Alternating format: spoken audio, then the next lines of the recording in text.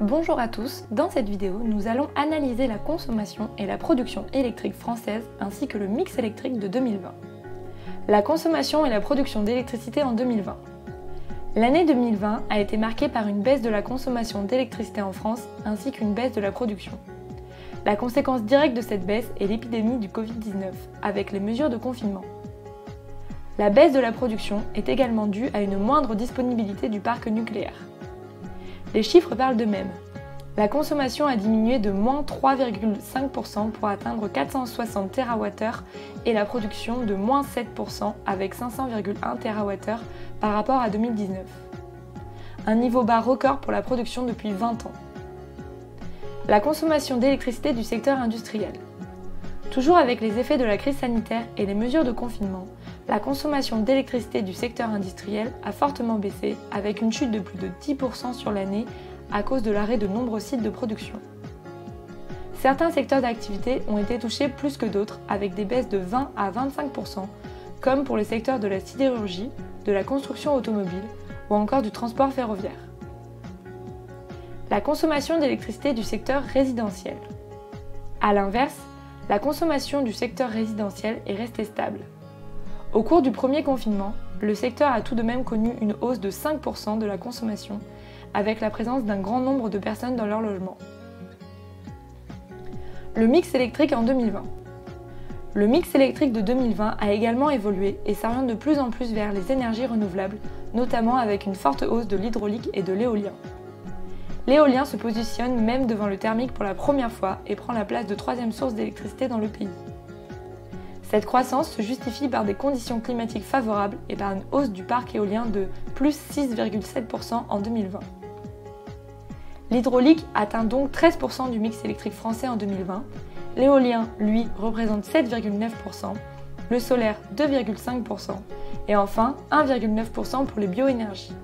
L'évolution de ces énergies renouvelables est positive par rapport au mix électrique de 2019 avec plus 17,3% pour l'éolien, plus 8,4% pour l'hydraulique et enfin plus 2,3% pour le solaire. En comparaison avec nos voisins des pays européens, l'éolien représente une part plus faible du mix français. En effet, au Danemark, l'éolien c'est 48% du mix, 35% pour l'Irlande et 27% en Allemagne. La France reste tout de même fortement dépendante du nucléaire. En effet, cette source de production représente 67,1% du mix électrique en 2020. Néanmoins, en termes d'évolution, la production nucléaire a baissé de 11,6% par rapport à 2019, ce qui représente un recul historique avec un niveau de production de 335,4 TWh, le plus bas depuis 1993. D'après RTE, 3/4 de cette baisse est liée à la crise sanitaire. Ajoutez à cela la fermeture de 2 réacteurs de la centrale de Fessenheim qui a réduit la disponibilité du parc nucléaire de 63,1 à 61,4 GW.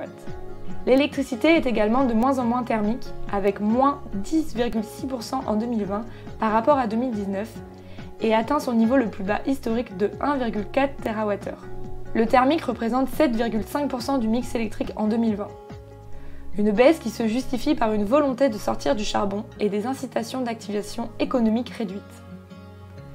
L'année 2020 est donc une année encourageante en faveur de la décarbonation et d'une électricité française plus verte. À noter encore une fois que cette année a été particulière à cause de la crise sanitaire qui a fait chuter la consommation et la production d'électricité, notamment nucléaire et thermique fossile.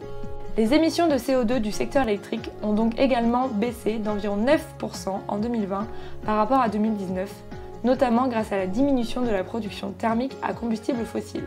Quels sont les objectifs du mix électrique dans les prochaines années ?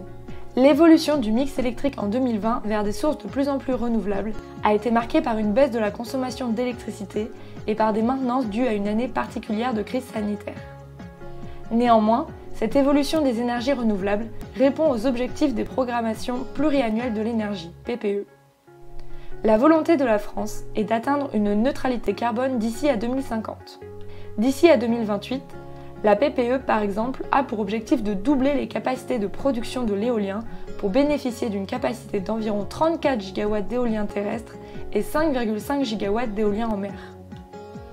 L'objectif de l'augmentation de la part des énergies renouvelables dans le mix a pour but de réduire la part du thermique et du nucléaire. Quelle est la place des effacements électriques dans la production d'électricité en France? L'électricité est une source d'énergie encore difficile à stocker à grande échelle. Le réseau doit donc ajuster en temps réel la production et la consommation. L'intégration croissante des énergies renouvelables en bouleverse le fonctionnement.